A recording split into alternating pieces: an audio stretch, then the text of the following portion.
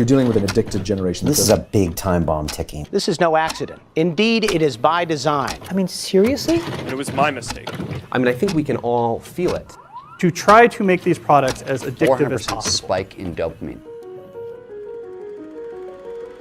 We now know that many of the major social media companies hire individuals called attention engineers who borrow principles from Las Vegas casino gambling, among other places, to try to make these products as addictive as possible. That is the desired use case of these products, is that you use it in an addictive fashion because that maximizes the profit that can be extracted from your attention and data. It literally is a point now where I think we have created tools that are ripping apart the social fabric of how society works. That is truly where we are. The way the technologist Jaron Lanier puts it is that these companies offer you shiny treats in exchange for minutes of your attention and bytes of your personal data, which can then be packaged up and sold.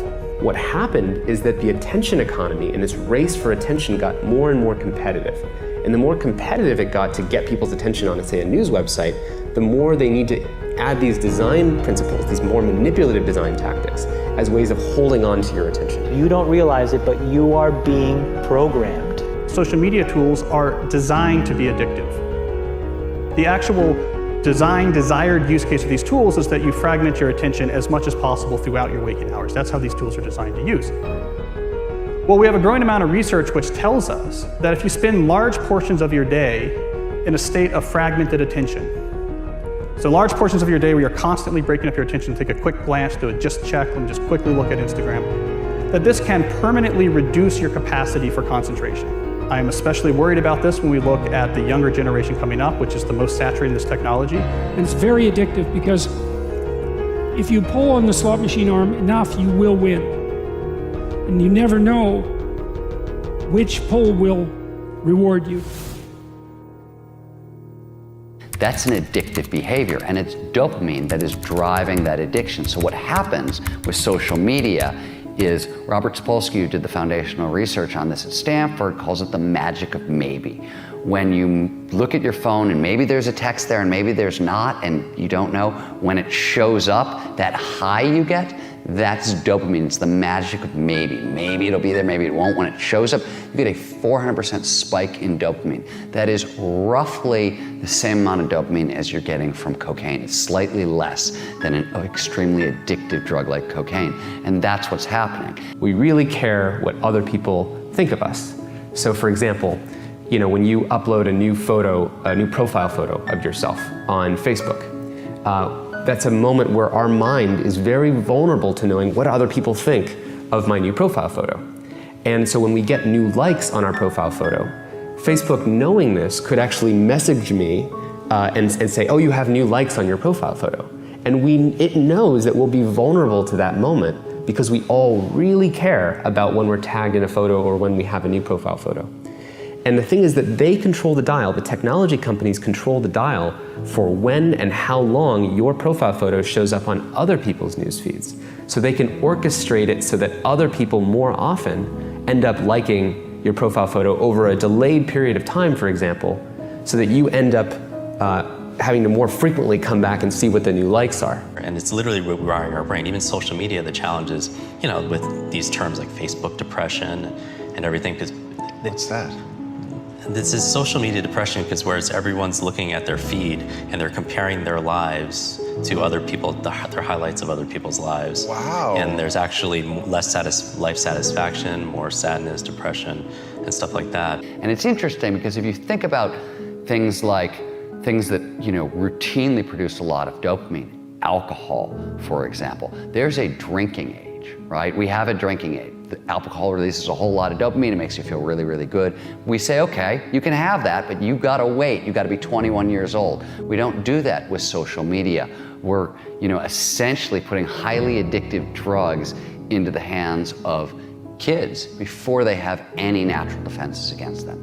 And what you're seeing with internet addiction, with social media addiction, it's the same thing over and over. It's people trying to change their state of consciousness with a device, trying to get at the underlying neurochemical chemistry, and it's very, very addictive. And so I would say the problem with the gadgets, and they're amazing things, is that they interfere with they proximately interfere with medium to long-term goals, I would say.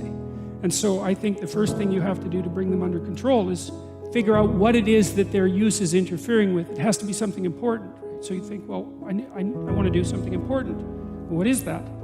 Oh, it could be personal. Maybe you want to have a relationship. You want to get married. You want to have kids. You want to have a career that's meaningful. You want to have a life. You want to have an Abrahamic adventure and be the father of nations, let's say. Well, you can't be ratting away on your cell phone and doing that. And so I think part of it is to set your sights high and make a plan and figure out who you could be and see if obsessive utilization of smartphone fits into that vision of nobility. And it will partly, because they're unbelievably powerful communication devices, but so often it's for lack of something better to do, and it also interferes. Imagine like when you take that to the extreme, where bad actors can now manipulate large swaths of people to do anything you want. It's a really, really bad state of affairs. And we compound the problem, right? We curate our lives around this perceived sense of perfection because we get rewarded in these short-term signals, hearts, likes, thumbs up, and we conflate that with value and we conflate it with truth.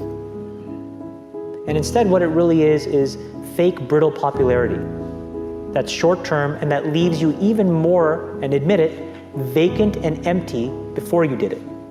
Because then it forces you into this vicious cycle where you're like, what's the next thing I need to do now? Because I need it back.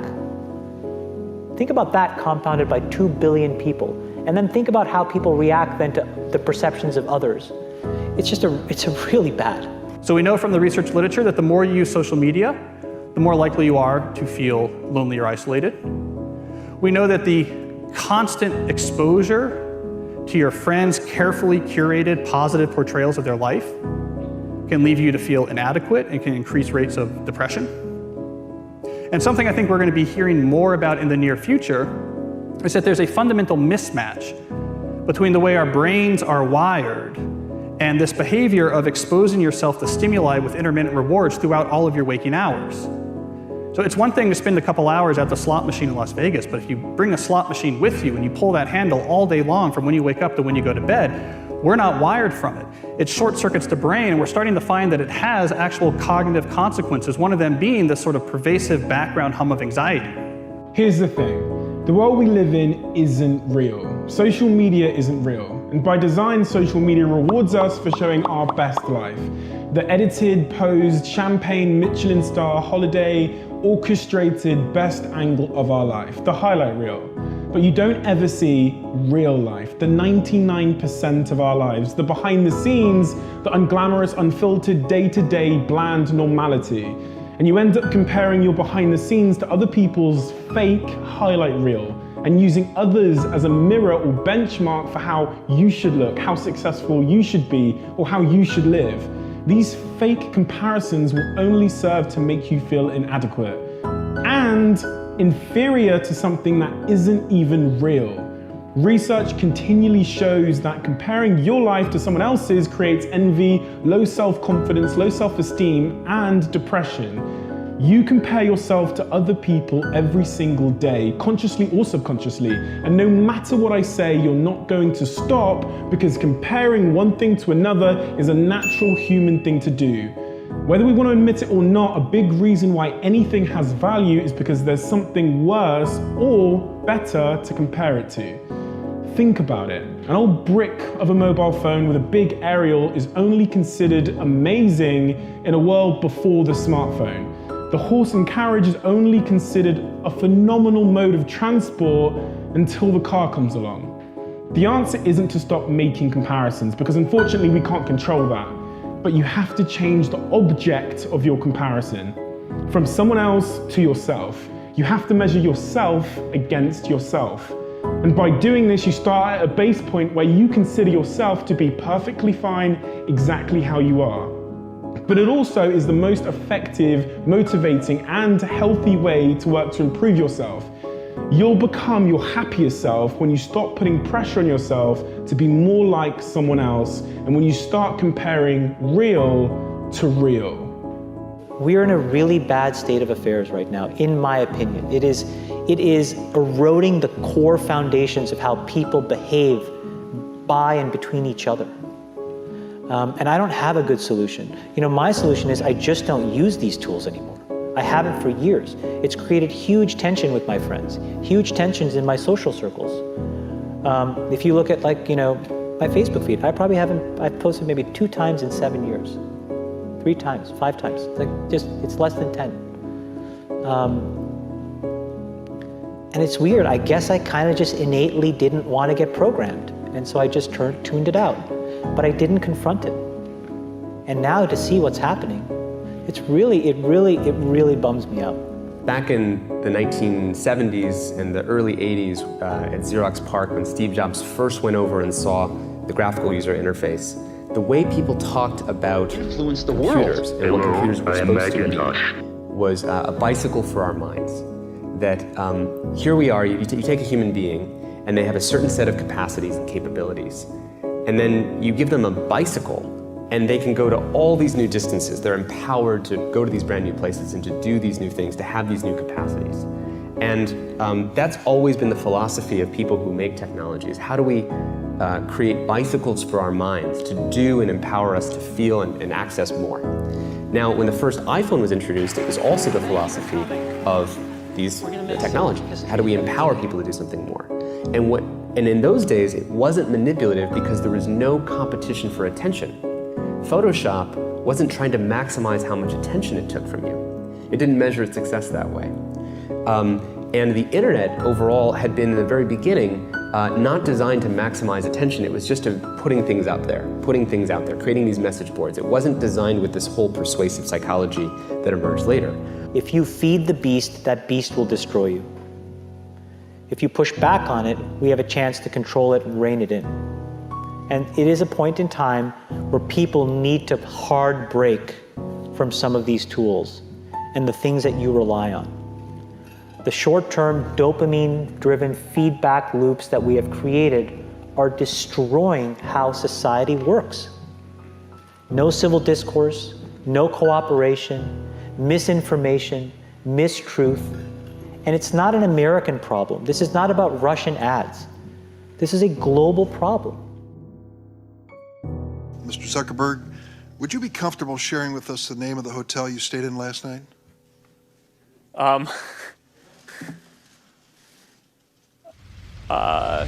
No.